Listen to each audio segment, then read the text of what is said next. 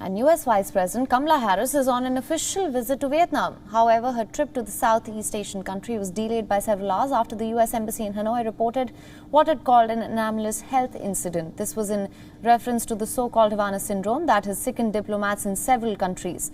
However, there are no details as to who was affected by the illness. The State Department made it clear that it had nothing to do with the Vice President's health. US Vice President was in Singapore ahead of her visit to Vietnam at a time of the incident in Hanoi. Now, the State Department added that Harris and her delegation decided to continue their trip to Hanoi after careful and thorough assessment of the situation. Now, what exactly is the Havana syndrome? As the name suggests, it's associated with Cuba. Starting in late 2016, US and Canadian embassy staff in Cuba began complaining of ill health.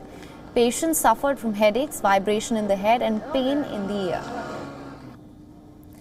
They heard loud noises too. Since then, similar complaints have been reported by US officials in China, Russia, and inside the United States.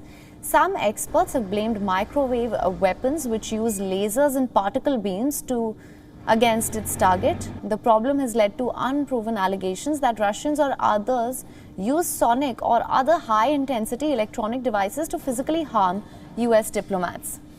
Meanwhile, Harris is in Vietnam as part of a Southeast Asia trip. She's seeking to rally regional allies as the United States superpower status takes a hit over Afghanistan.